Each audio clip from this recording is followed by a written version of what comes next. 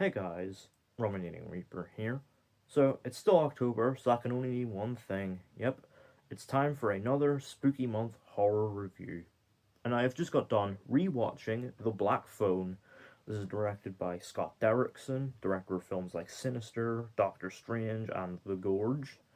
This is also adapted from a short story by Joe Hill, son of Stephen King. Now you'll notice I said rewatch because yes, I have seen the film before, but I realized I hadn't actually reviewed it on the channel. And so obviously, yes, the sequel is out now in cinemas. So yeah, I figured this would be a great opportunity to do so, especially with, revisiting the film to refresh myself before the follow up. But is this a horror that holds up on a second viewing? Let's find out.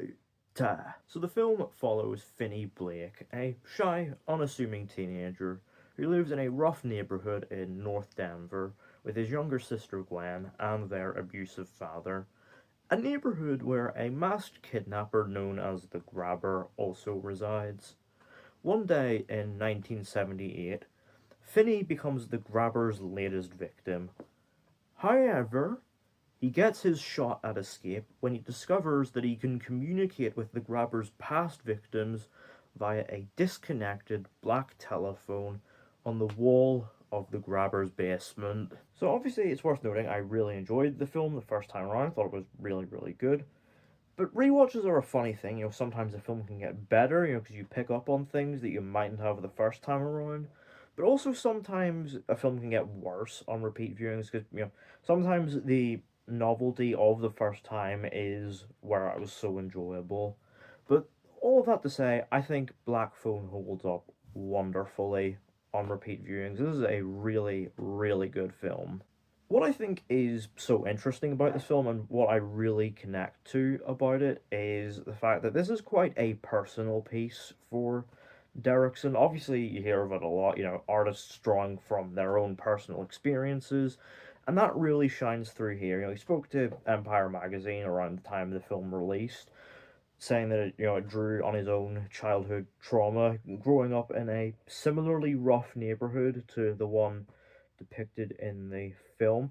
And I think that sort of deeply personal touch, really lends itself to the emotional connection it builds because it feels, real and authentic. It's easy to invest in and connect with, and I think it adds a certain, weight to the horror. Now, that's not to say it's like a massively scary film or anything, but it's one that has a very, very strong sense of atmosphere throughout.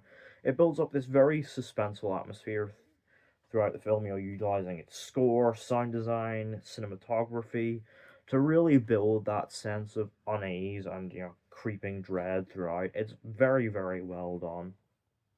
But it's also a fun little time capsule to 1978 as well, with the production design and soundtrack choices really, bringing the period wonderfully to life. Very much evoking a specific place and time. And in particular, I think it really shines in capturing this quite, gritty and quite grim neighborhood, and particularly the dark basement of the Grabber's home. I think it all looks great. It really lends itself well to a story that is suspenseful and also emotionally worth investing in as well. But I think what really allows that stuff to shine is the characters. The characters are very well written, they're very likable, they're easy to invest in and sympathize with, and I think that is what makes the journey so compelling. And the acting across the board, I think, is very, very good as well. Obviously, we have Mason Thames playing Finney. Obviously, he's really broken through since with stuff like How to Train Your Dragon. And yeah, he is really, really good here as this kind of shy, awkward teenager, who very much grows in confidence and resilience throughout, using those experiences to come back stronger. He is great, and I very much enjoyed, his performance. He really convincingly sells, Finney's fear and desperation in this terrible, terrible situation. Yeah, he's fantastic, and it's really easy to see why he has broken through. I also quite enjoyed the role of his sister Gwen, who's played by Madeline McGraw. Now, what's interesting is that Madeline's sister Violet is in the Megan film, so Jason Blum clearly has the family on speed dial.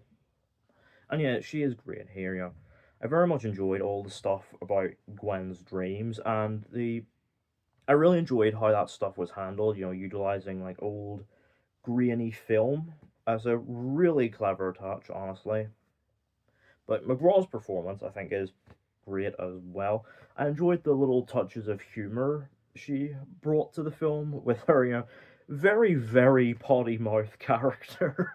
Yeah, that stuff is great fun. And I thought Jeremy Davies playing their father did a fantastic job as well. Obviously, he is a terrible, terrible man, very abusive, and he really, really sells it.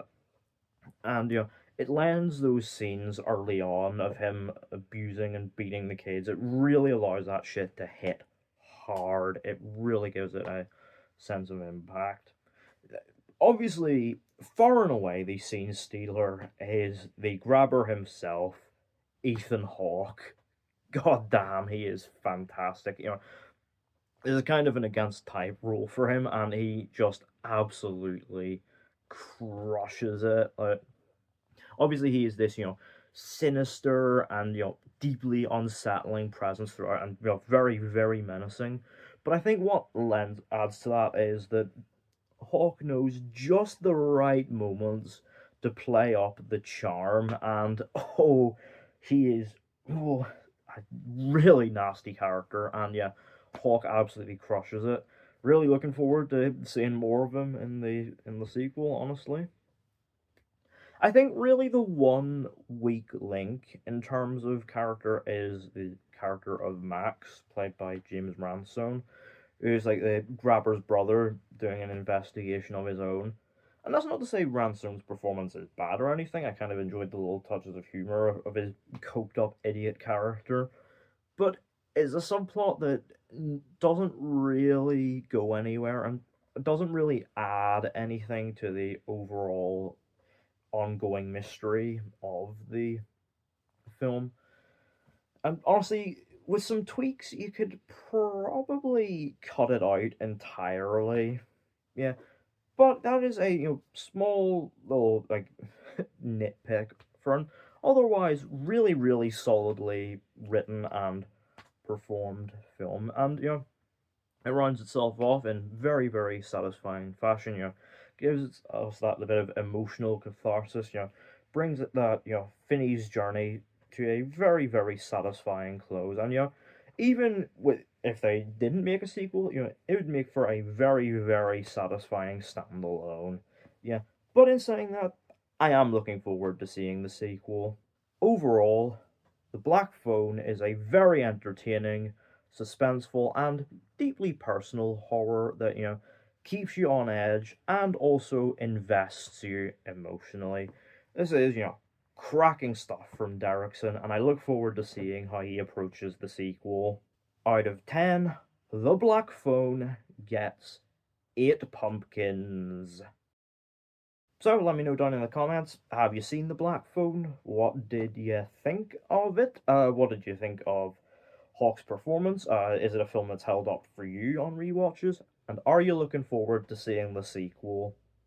Let me know all that down in the comments. Don't forget to hit the thumbs up button if you enjoyed. Don't forget to hit the subscribe button if you're new. And don't forget to turn on post notifications so you don't miss an upload.